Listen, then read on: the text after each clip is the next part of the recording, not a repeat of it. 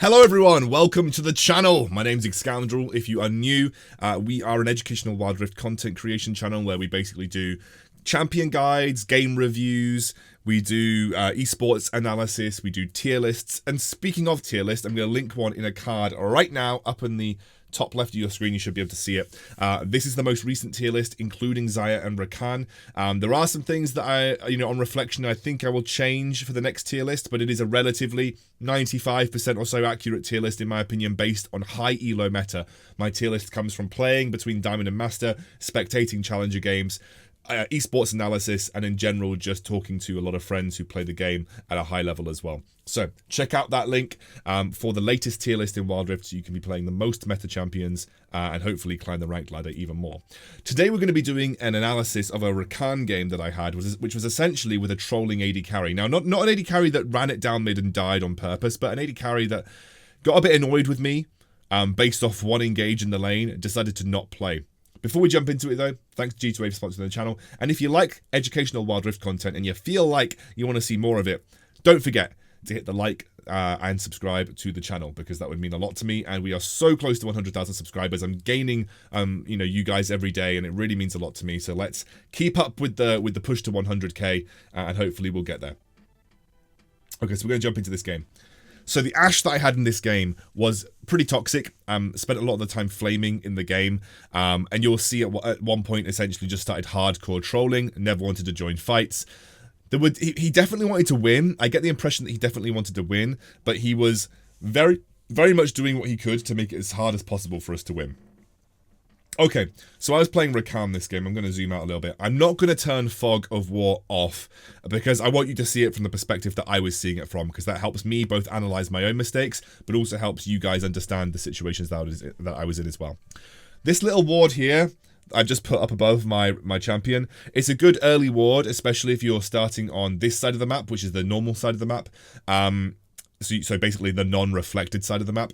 You can see if the enemy bot lane comes through there. It's a good early ward to protect from the obvious level 2 gank coming from the red buff.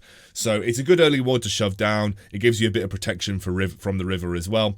And also just, gives you some good information as to where, if the enemy bot lane comes through that tri-brush, then you can make the assumption that they helped their jungler with the red buff, and essentially their jungler started red. So it can give you a little bit of information about where the enemy jungle is starting. It also means you don't have to go super hardcore into the enemy jungle where you could potentially get ganked and die. So it's just a good ward.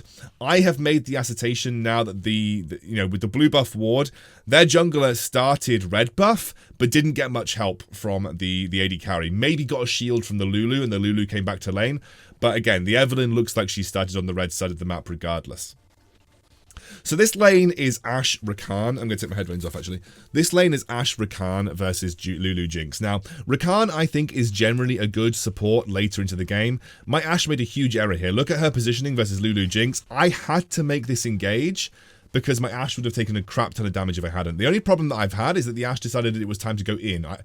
Because I'm not duo with this Ashe, I wasn't communicating with her. I should have maybe pinged retreat as I did that. I made that engage to save the Ashe from taking a lot of damage. I procced my aftershock, which gave me resistances. I put the CC down and I was able to essentially get out with taking a small amount of damage. So that was an engage because Ashe's lane position was really terrible. She was stood to the side.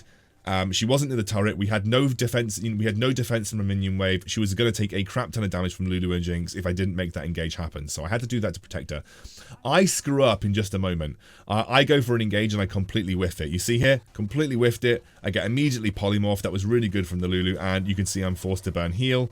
And my flash as well, because I double shield the Ashe. This is an engage that's going to force us back. And then unfortunately, the Ashe just wasn't paying attention, and she just gets first blooded. That was a terrible engage by me, completely reflecting that. Again, it's a difficult lane to play into. That's definitely not the way that you play into the lane. From this point onwards, though, Ashe was perma-flaming me. From this point onwards, Ashe was like, okay, I really don't want to play with you in lane anymore.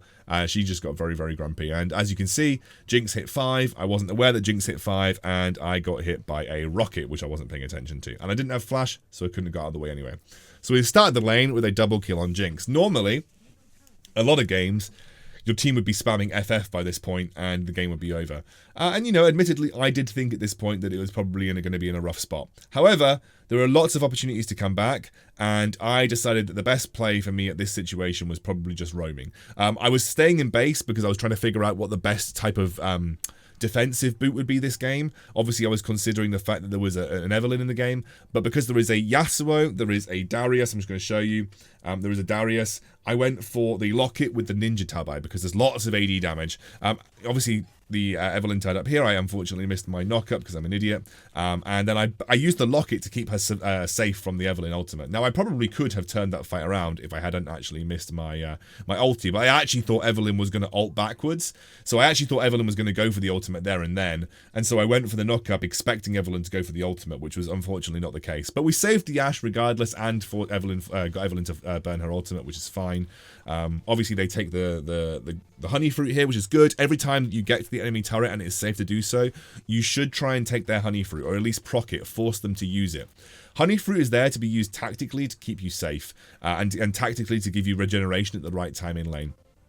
So if you can walk up to the enemy tower and take their honey fruit when they're full health, or like force them to use it at a time that they're not particularly keen on doing so, that's a win. So whenever you're in the bot lane, just try and do that. If you can proc the honey fruit, it's a good way of just trying to abuse resources that they have in lane.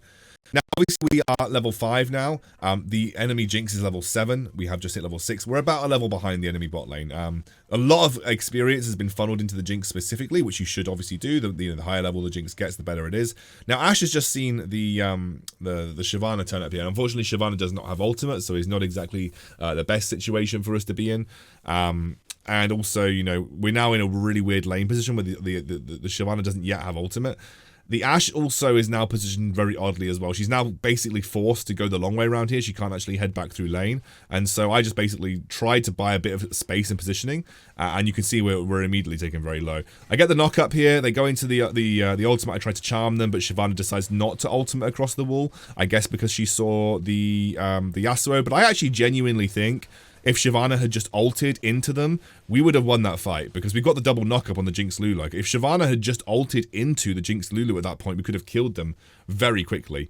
Also, Jinx has burnt Flash and Barrier already, so she's already pretty low. I get a great knock-up here again. Unfortunately, the Yasuo win wall meant it was difficult to capitalize on it, but Shyvana actually makes a really good play. We get the enemy AD carry down. You know, it's like an okay spot to now just go for the dragon. So, like, I made up for that bad engage in lane with a couple of really good engages around the dragon fight. And what Rakan is very good at doing is setting up teamfight engages. And actually, I can see with the Nasus coming back, this is actually a good opportunity to just come back in and actually try and impact the fight. Don't even really need to though, because Nasus just pops over and actually just can essentially one-shot someone, but doesn't need to.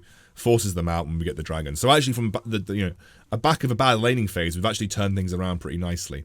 Unfortunately, Ashe is still perma-flaming me at this point, and I basically decided the best way for me to win this game is not going to be in the 2v2 versus Lulu Jinx, because Lulu Jinx, if I look at the gold differentials, Jinx is 1,200 gold up on the Ashe. We're never winning that fight. Like, if I stay in lane and try and 2v2 Ashe Lulu all the time, we are never winning that fight. So I decide that I'm going to roam. I'm going to impact the lanes that are actually doing well. Mid lane is doing well.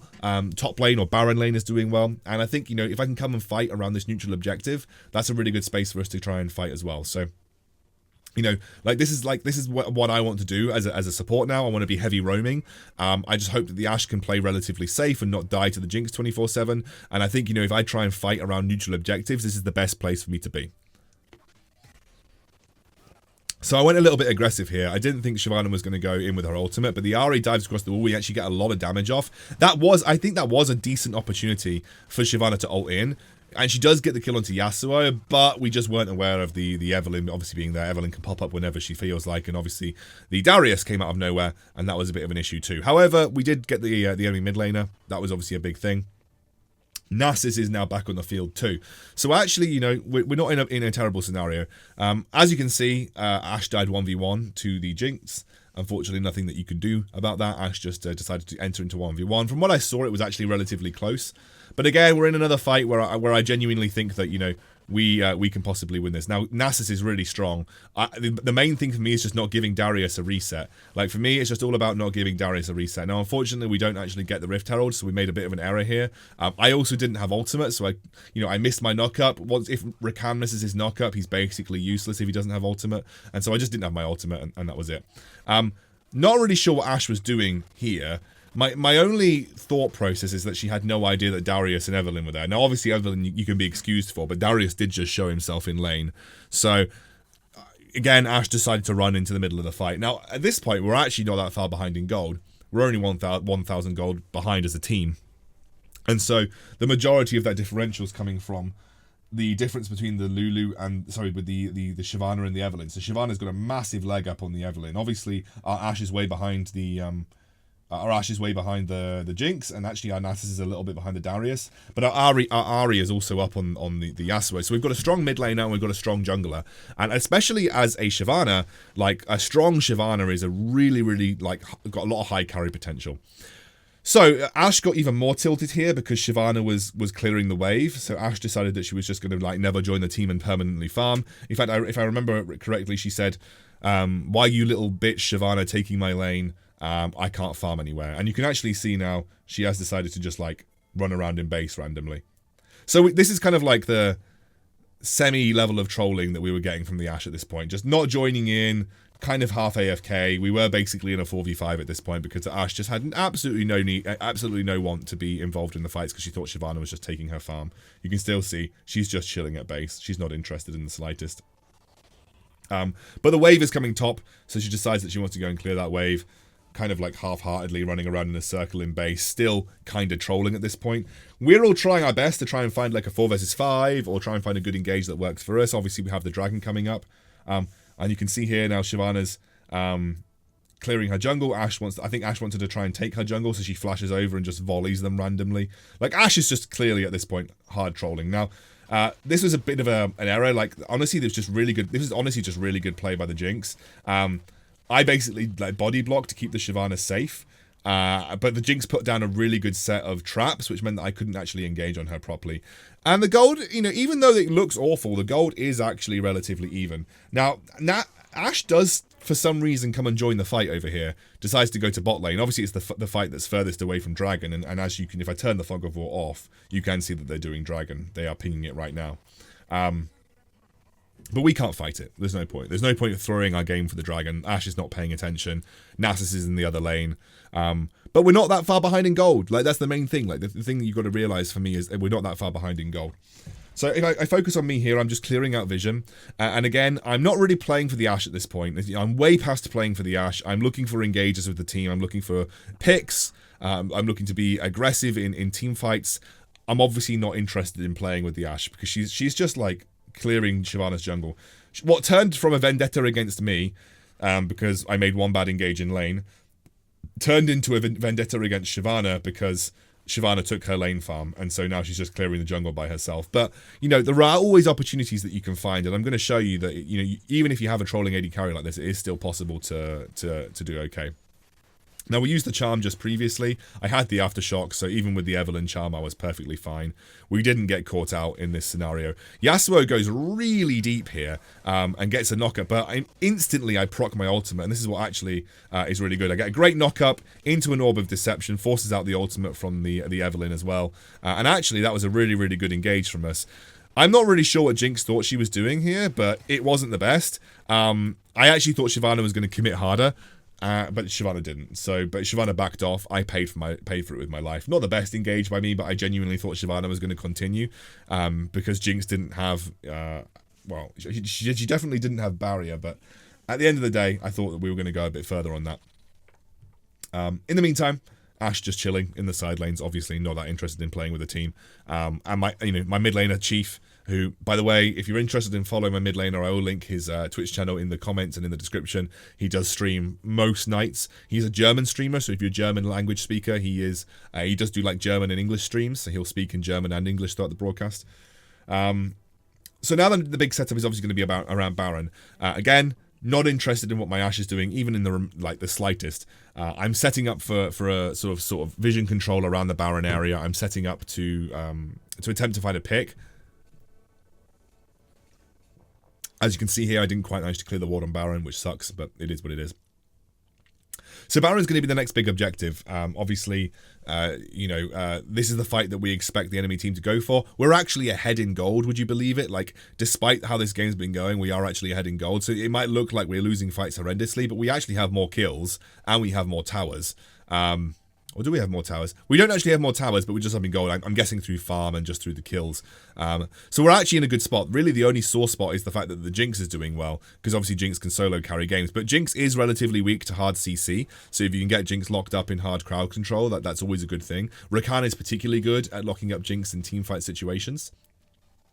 So going head first into their fight is probably not, an ideal scenario. And what I'm seeing here is the Jinx kind of just overextended. Watch this. I see a prime opportunity. We even get spotted out. I'm not really sure what the Jinx was doing. She saw us because the Darius actually got us in a vision cone, and then they walk in one by one. It just shows you that even if you're behind, the enemy teams can make mistakes. And in this scenario, they made a huge mistake because Jinx just walked up to us. She even had vision. She literally just walked straight up to us, and I just thought that was an opportunity to pounce. We kill the Yasuo. Obviously, on the other side, there is the Evelynn, who gets dropped really low, tries to use the ultimate to burst the Baron. Doesn't happen, and then we smite it down. So we actually end up coming back from just a single play. And it was actually relatively even the whole game, despite the Ashe just kind of trolling. I'd say it was soft trolling. As I said, she's not running it down, but she was AFK in base for a bit. She did flash and randomly volley a camp from Shyvana.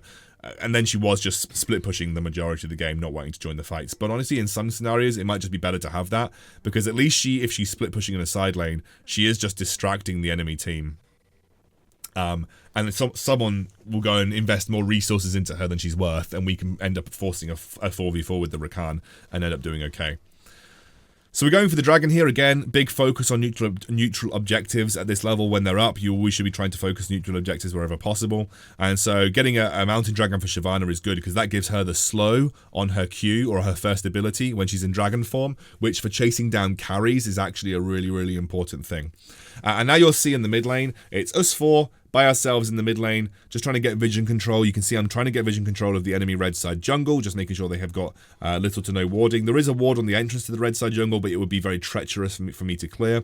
But there's no vision control in the enemy red side jungle. And in the meantime, Ashe is still farming camps.